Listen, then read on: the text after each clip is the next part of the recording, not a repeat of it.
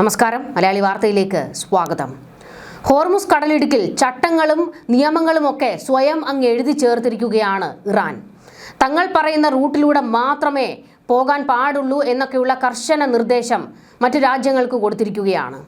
അതിൽ നിന്ന് അണുവിട വ്യതിചലിച്ചു കഴിഞ്ഞാൽ കപ്പൽ ആക്രമിക്കും എന്നുള്ള ഭീഷണിയും.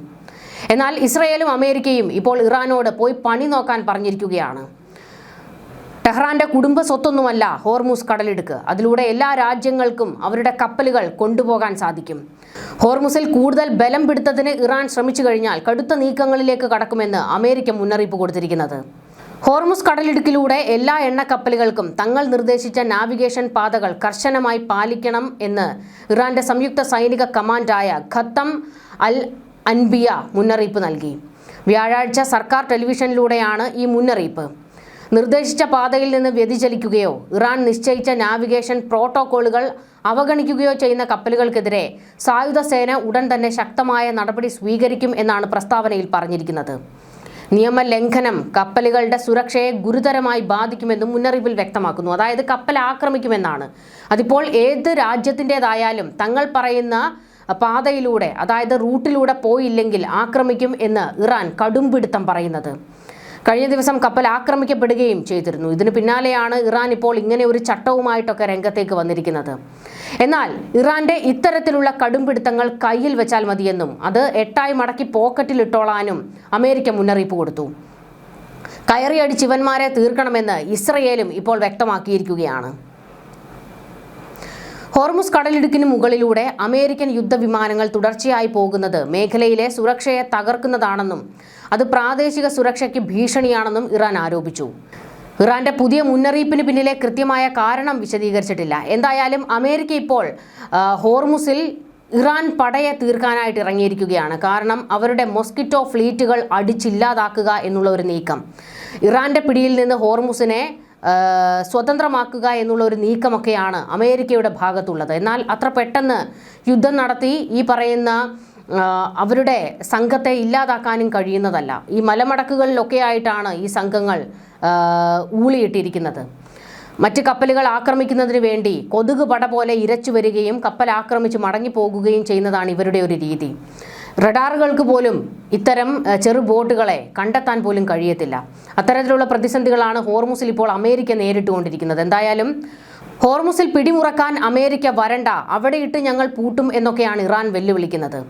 ഹോർമുസ് കടലിടുക്ക് അമേരിക്കയുടെ കളിസ്ഥലമല്ല, മറിച്ച് ഇസ്ലാമിക് റിപ്പബ്ലിക് ഓഫ് ഇറാന്റെ പരമാധികാരത്തിന് കീഴിലുള്ള പ്രദേശമാണെന്ന് ഇറാനിയൻ സൈന്യത്തിന്റെ ഖത്തം അൽ അൻബിയ സെൻട്രൽ ഹെഡ്ക്വാർട്ടേഴ്സ് മുന്നറിയിപ്പ് കൊടുത്തിരിക്കുന്നത്.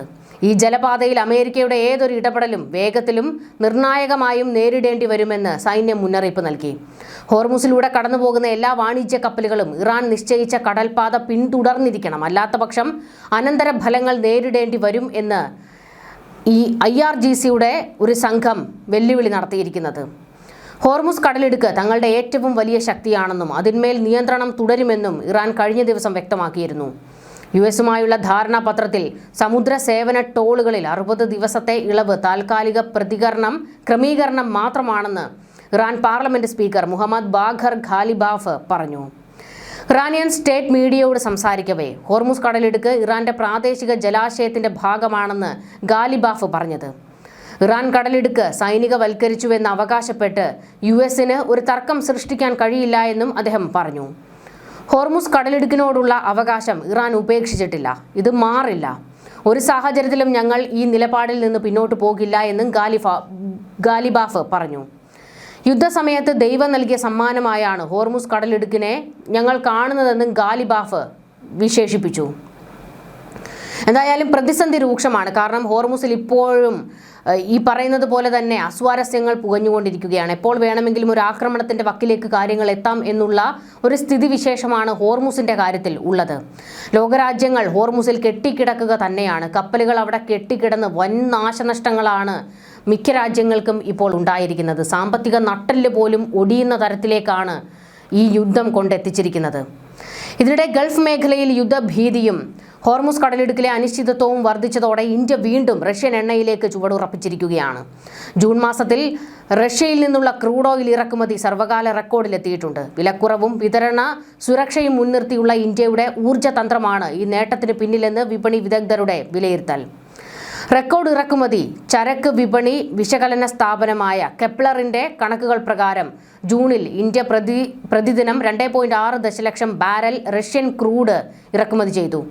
മെയ്യിൽ ഇത് ഏകദേശം 1.9 ദശലക്ഷം ബാരലായിരുന്നു. ഒരു മാസത്തിനിടെ ഏകദേശം 37% വർധനയാണ് രേഖപ്പെടുത്തിയത്. ഇതോടെ ജൂണിൽ ഇന്ത്യയുടെ മൊത്തം ക്രൂഡ് ഓയിൽ ഇറക്കുമതി പ്രതിദിനം 4.93 ദശലക്ഷം ബാരലായി ഉയർന്നു. അതിൽ പകുതിയിലേറെയും റഷ്യയിൽ നിന്നുള്ള എണ്ണയാണ്. ഇസ്രയേൽ ഇറാൻ സംഘർഷവും ഹോർമുസ് കടലിടുക്കിലെ അനിശ്ചിതത്വ സാഹചര്യവും ഗൾഫ് മേഖലയിൽ നിന്നുള്ള എണ്ണ വിതരണത്തെക്കുറിച്ചുള്ള ആശങ്ക ശക്തമാക്കിയത്. ലോകത്തിലെ എണ്ണ കയറ്റുമതിയുടെ വലിയ പങ്ക് കടന്നുപോകുന്ന ഹോർമുസ് കടലിടുക്ക് തടസ്സപ്പെടുമെന്ന ഭീതിയാണ് ഇന്ത്യൻ റിഫൈനറികളെ കൂടുതൽ സുരക്ഷിതമായ വിതരണ മാർഗങ്ങൾ തേടാൻ പ്രേരിപ്പിച്ചത്. അതേസമയം പാശ്ചാത്യ ഉപരോധങ്ങൾക്കിടയിലും വിലക്കുറവിൽ റഷ്യൻ ക്രൂഡ് ലഭ്യമായത് ഇന്ത്യൻ എണ്ണ കമ്പനികൾക്ക് വലിയ നേട്ടമായി. കുറഞ്ഞ വിലയിൽ കൂടുതൽ എണ്ണ ലഭിച്ചതോടെ റിഫൈനിംഗ് കമ്പനികളുടെ ചെലവും നിയന്ത്രിക്കാനായി.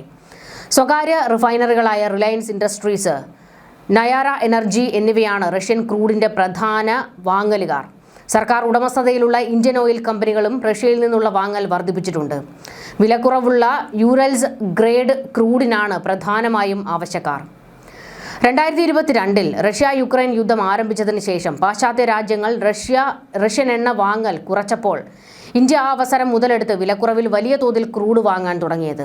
കഴിഞ്ഞ 3 വർഷത്തിനിടെ റഷ്യ ഇന്ത്യയുടെ ഏറ്റവും വലിയ ക്രൂഡ് വിതരണ രാജ്യമായി മാറി.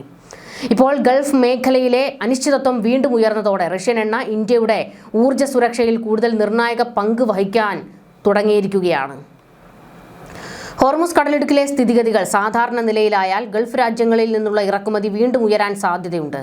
എന്നാൽ റഷ്യൻ ക്രൂഡ് വിലക്കുറവിൽ ലഭിക്കുന്നത് തുടർന്നാൽ ഇന്ത്യയുടെ വാങ്ങൽ ഉയർന്ന നിലയിൽ തന്നെ തുടരാനാണ് സാധ്യതയെന്ന് വിപണി വിദഗ്ധർ വിലയിരുത്തുന്നു.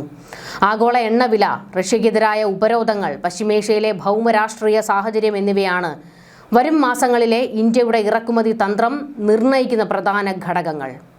ന്യൂസ് ഡെസ്ക്, മലയാളി വാർത്ത.